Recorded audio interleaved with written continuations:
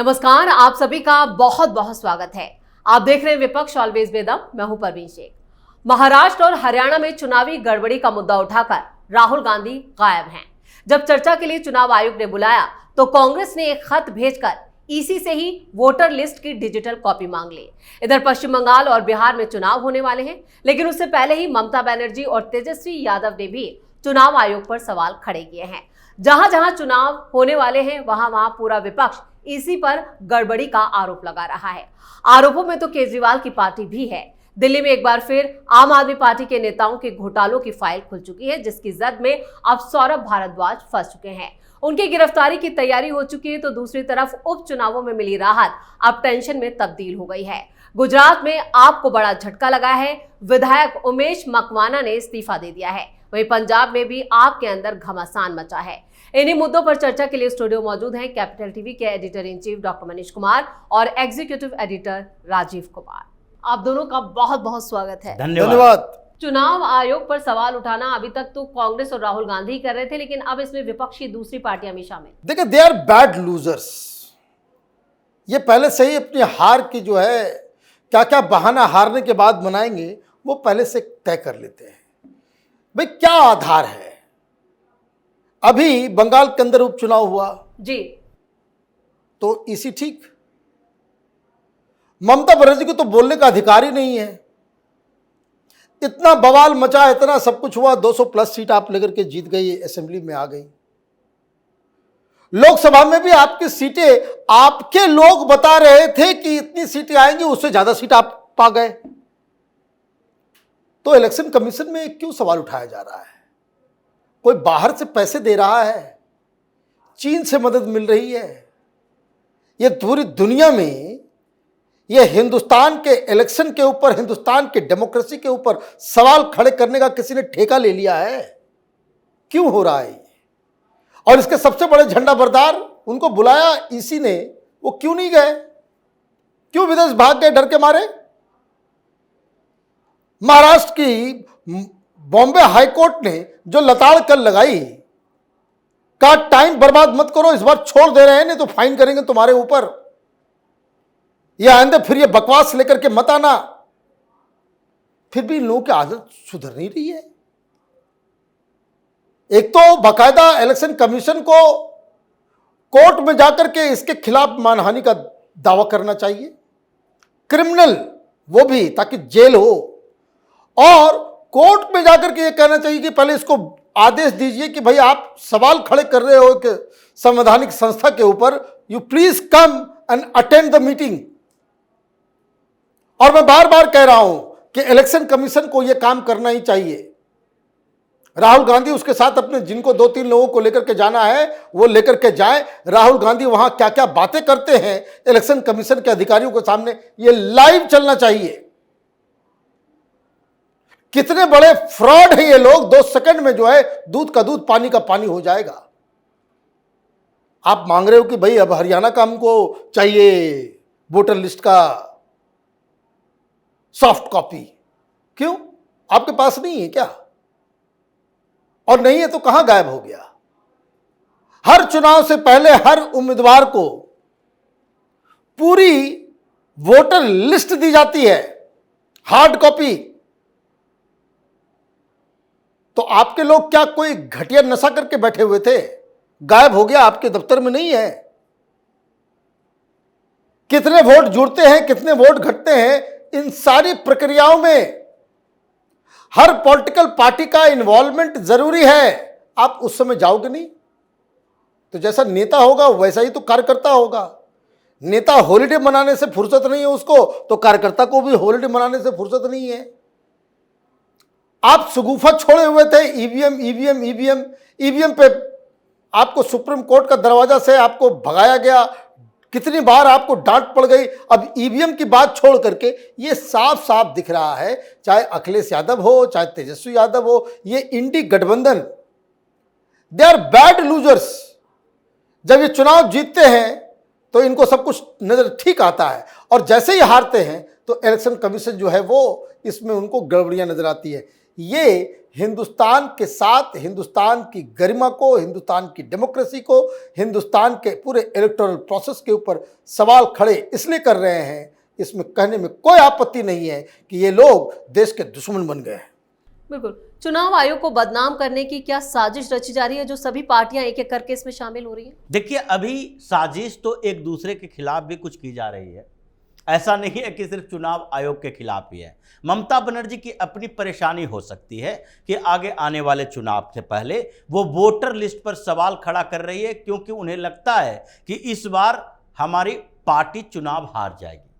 एक तरफ तो बांग्लादेशियों का मुद्दा चल रहा है और बांग्लादेशियों के मुद्दे में बंगाली टारगेट में आ रहे हैं, और वो लोग जो घर लौट कर जा रहे हैं वो कहते हैं ये ममता बनर्जी ने हमें बदनाम करवाया है। राजस्थान में 400 बांग्ला भाषी लोगों को पकड़ा गया और उनसे पूछताछ की गई।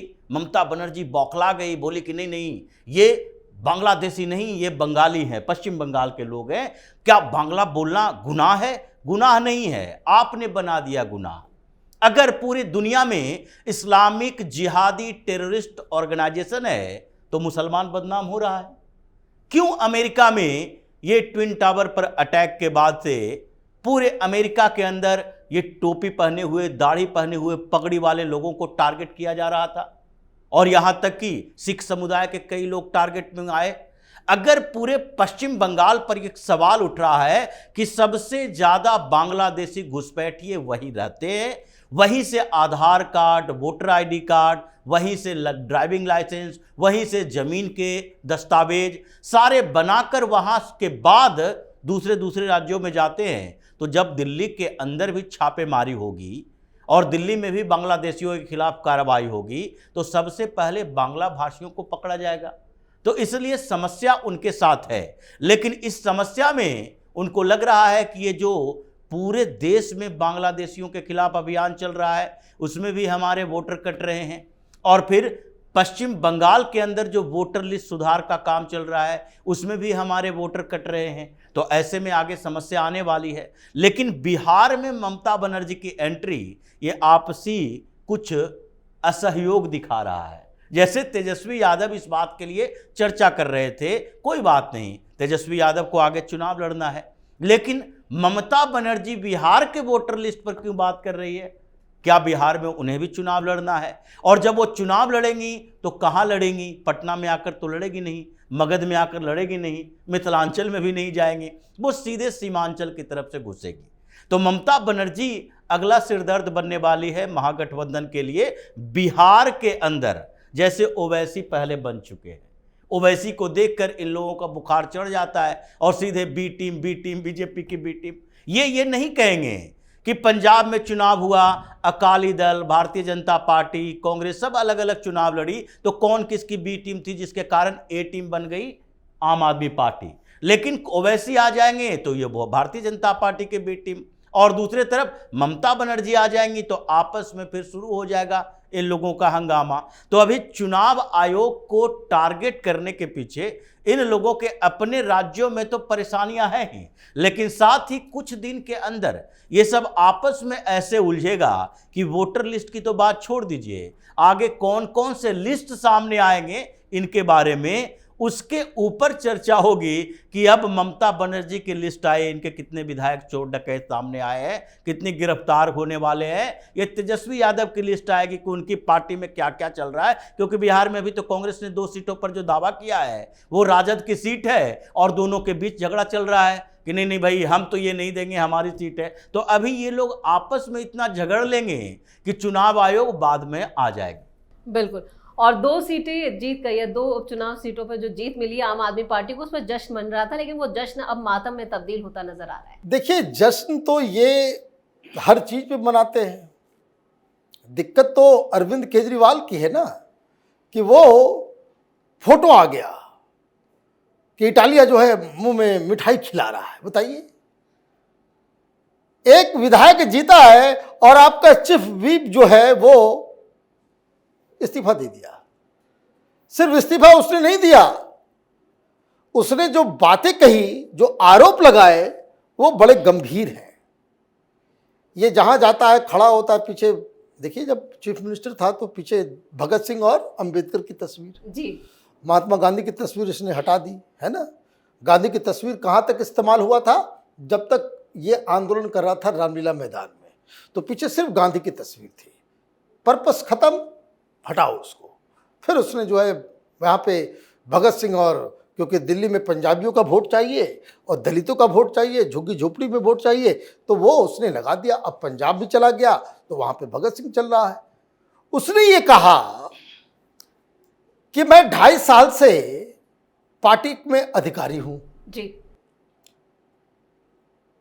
मुझे अब ये लग रहा है कि पार्टी जो है बाबा भीमराव अंबेडकर की विचारधारा से जो है वो अलग हो गई, सेवा का काम नहीं हो रहा है, और उसने जो है वो इस्तीफा दे दिया। अब देखिए कैसे पलटी मारता है लोग।